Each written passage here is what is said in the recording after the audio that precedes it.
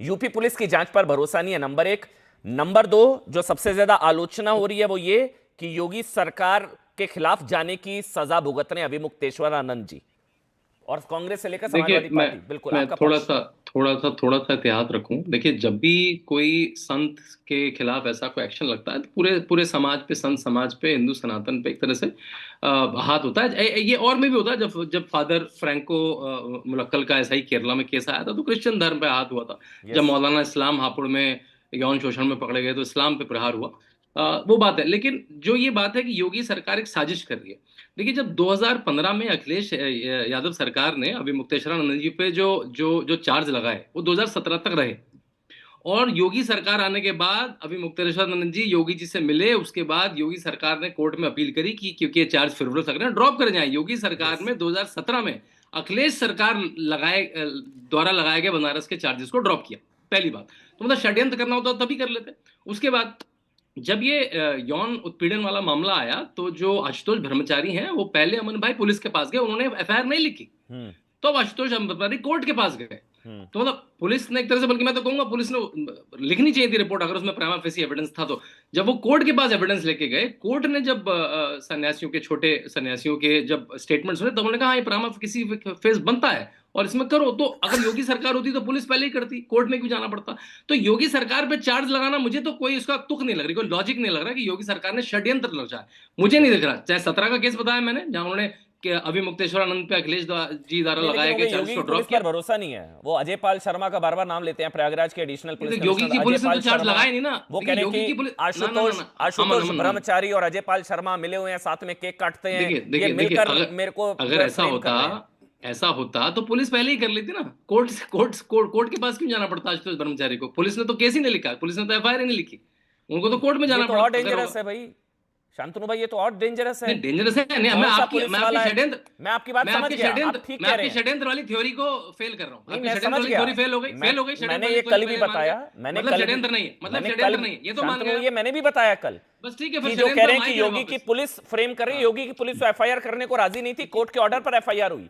नहीं ठीक। बिल्कुल हो सकता है। देखिए देखिए, हजारों थाने हैं, सु, वो कोई कोई हो सकते हैं पुलिस वाले, जहां अगर केस सु, प्रूव हो गया तो पुलिस वालों को रेस्टिकेट सस्पेंड करना चाहिए। ठीक। वो कौन से पुलिस वाले थे जो एक पक्का केस जो बन रहा था नहीं लिख रहे थे। सुनील यादव जी, जी जी अमन सुनील जी। यादव जी, जी ये चूंकि योगी के विरोधी हैं, इसलिए आप यौन उत्पीड़न या पॉक्सो लगने के बाद भी इनके साथ हैं? सिर्फ एक वजह, क्योंकि ये योगी सरकार के मुखर विरोधी हैं। देखिए अमन जी, मुझे लगता है कि वो शंकराचार्य हैं, इसलिए हम लोग उस पद प्रतिष्ठा के पक्ष में खड़े हैं कि सनातन में कम से कम शंकराचार्य के साथ भेदभाव, राजनीति और अपने अहंकार को शांति दिलाने के लिए इस तरीके के आरोप और इस तरीके के मुकदमे अ, आदित्यनाथ बिष्ट जी की सरकार को नहीं लगाना चाहिए था। मुझे लगता है कि जितने भी साधु संत बैठे हैं, अपने धर्म में सबसे अच्छी बात यह है कि कोई भी भगवा पहन करके जैसे ही आ जाता है तो हमारे आपके अंदर एक आस्था का भाव आ ठीक जाता है है। जी। योगी जी के लिए हम भी वैसी आस्था आती है।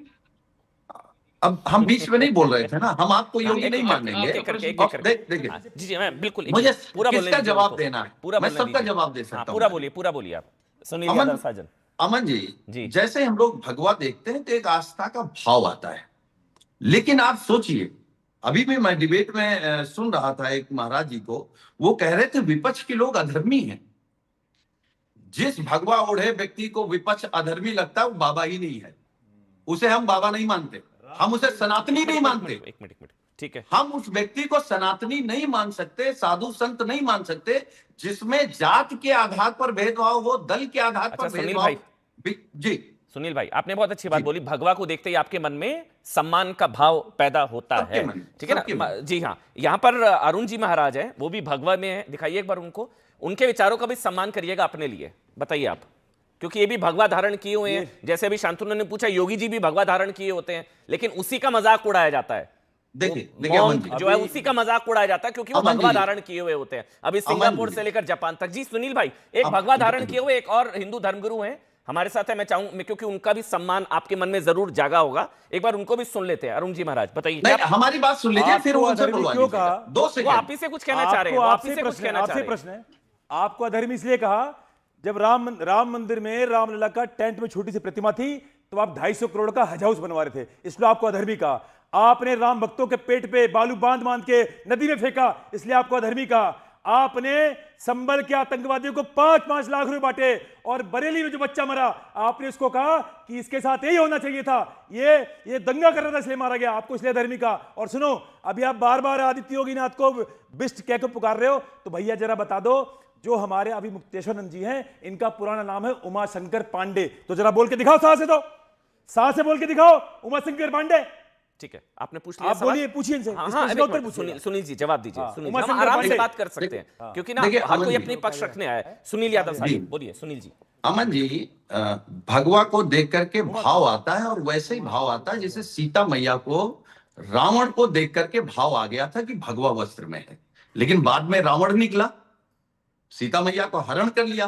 अब आप ये उम्मीद करें, तो गलत बोल रहे हो, मेरा जैसा व्यक्ति, अभी मुक्तेश्वरनंद जी के लिए शब्द बोल रहे हो, आपको शर्म आनी चाहिए। आप ऐसे शब्द अभी मुक्तेश्वरनंद जी के लिए बोल रहे हो, ये उम्मीद आपको शर्म आनी करें चाहिए कि कोई आपने अभी पिछड़े और मुक्तेश्वरनंद जी के लिए दलितों से रावण कह दिया, बताइए। अरुण जी बीच में नहीं बोलते हैं। वो किसके लिए रावण बोल रहे थे? वो मुक्तेश्वरानंद जी जो भगवा धारण किए हुए उनके लिए रावण कह रहे थे, या वो किसके लिए कह रहे थे? वो खुद बता देंगे मेरे ख्याल से।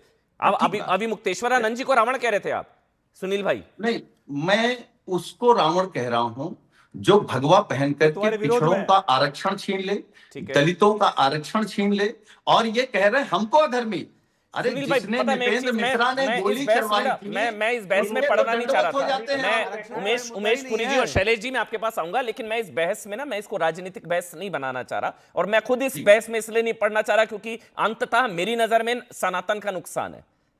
कोई किसी की जीत हो, किसी की हार हो, लेकिन हारेगा सनातन ही, हारेगा हिंदू धर्म ही, और बटेंगे तो कटेंगे के टुकड़े टुकड़े करने वाली ये डिबेट है मेरी नजर में। इसलिए मैं इस बहस में, लेकिन मेरे को एक बात पर आपत्ति है सुनील भाई।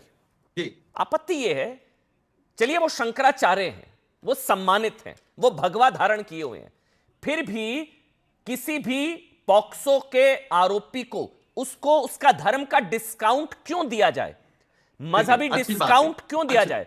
जैसे मुझे याद आ रहा है, आप पर भी, आप 2013 में आप लोगों ने डिस्काउंट दिया था मजहब का, जब आतंकवादियों के केस वापस लिए थे, तब इलाहाबाद हाईकोर्ट ने टिप्पणी की थी, अगर मैं गलत नहीं हूं, कि क्या इनको पद्म सम्मान देना चाह रहे हो, आतंकियों को पद्म सम्मान? तो इन लोगों को मजहबी या धार्मिक डिस्काउंट क्यों दिया जाए सुनील भाई? ठीक बात अमन जी। देखिए, मैं एक बात कह रहा हूं कि आप ये देखिए कि जैसे ही उत्तर प्रदेश में या देश में गाय कटने को लेकर के शंकराचार्य जी ने सवाल खड़े किए, वैसे ही साजिश शुरू हो गई। और साजिश किस तरीके की? आप रिपोर्ट की बात करें, आप फोन रिकॉर्डिंग की बात करें, तो आशुतोष बाबा के पास है, सरकार के किसी लोगों के पास नहीं है, कोई सामने नहीं आ रहा है, और हम लोग उसी पे डिबेट कर रहे हैं। आप सोचिए, आस्था यही है कि हम एक हिस्ट्री सीटर को बाबा मान रहे हैं, यही तो आस्था था। सुनील भाई, बटुकों पर भी एक शब्द बोलिए ना। बटुक हैं वो भी तो भगवा धारण किए हुए हैं। जो बच्चे हैं उनको भी संरक्षण की जरूरत है ना। आप जब से बैठे आपने 5 मिनट एक बार भी नहीं बोला कि हाँ, जो उन्होंने आरोप लगाया उसकी गंभीरता, भाई उनको भी संरक्षण की जरूरत है। अमन जी, हर कोई, अभी मुक्तेश्वरानंद जी के साथ मैं भी हूं, लेकिन बटुकों के भी पक्ष में हमको बोलने की जरूरत है सुनील भाई। मैं अमन भाई, पीड़न हुआ है और जो कंफर्म हुआ है रिपोर्ट में। जी अमन जी, जी आ रहा हूं। हाँ, जिन बटुकों को लात घूसों से मारा गया, हम उनके भी पक्ष में थे। जिन बटुकों ने आरोप लगाया, उसकी जांच हो जाए ना। शंकराचार्य जी तो कह ही रहे हैं कि हम तैयार हैं। जांच से पहले तो क्लीन चिट आप ही दे रहे हैं ना सर। फिर जांच से पहले क्लीन चिट आप ही दे रहे हैं। उमेश पुरी जी आप बोलिए, फिर मैं शैलेश जी में आपके साथ। भाग नहीं रहे ना। नहीं, मैं हम तो ये कह रहे हैं कि उत्तर प्रदेश जांच से पहले क्लीन चिट आप ही दे रहे हैं ना सर। आप कह रहे हैं कि ये योगी का विरोध करने की वजह से हो रहा है, ये आपत्ति है मेरे को। उमेश पुरी जी आप बोलिए। उमेश पुरी, हाँ ठीक है, उमेश जी आप बोलिए, फिर शैलेश तिवारी, आचार्य शैलेश तिवारी भी स्टूडियो में है। उमेश पुरी जी, अमन जी, हाँ बोलिए। मैं केवल इतना कहना चाहता हूं, हमको याद रखना चाहिए, जब आसाराम बापू पर आरोप लगे, ये हमको समझना चाहिए, और जयेंद्र सरस्वती जी को उनके मठ से खींचकर लेकर आए, तो क्या कांग्रेस पार्टी, समाजवादी पार्टी उनके पक्ष में खड़ी थी क्या? क्या वो हिंदुत्व का काम नहीं कर रहे थे क्या? आज ऐसी क्या मजबूरी आ गई कि अब मुक्तेश्वरानंद ही सब कुछ दिखाई दे रहे हैं? जयेंद्र सरस्वती के पक्ष में अभी मुक्तेश्वरानंद जी के जो गुरुदेव थे, उन्होंने उस कार्रवाई को उचित ठहराया था। आपकी क्या मजबूरी बन गई कि आशाराम जी के पक्ष में और जयंत सरस्वती के पक्ष में आप लोग क्यों नहीं बोले थे? क्योंकि आप लोग वो योगी विरोधी नहीं थे। केवल मुक्तेश्वरानंद के कंधों पर बंदूक चला रहे हैं राजनीतिक लाभ लेने के लिए, और उल्टी खानी पड़ेगी आपको, उल्टी खानी पड़ेगी, ध्यान करना, ये दुर्भाग्य है।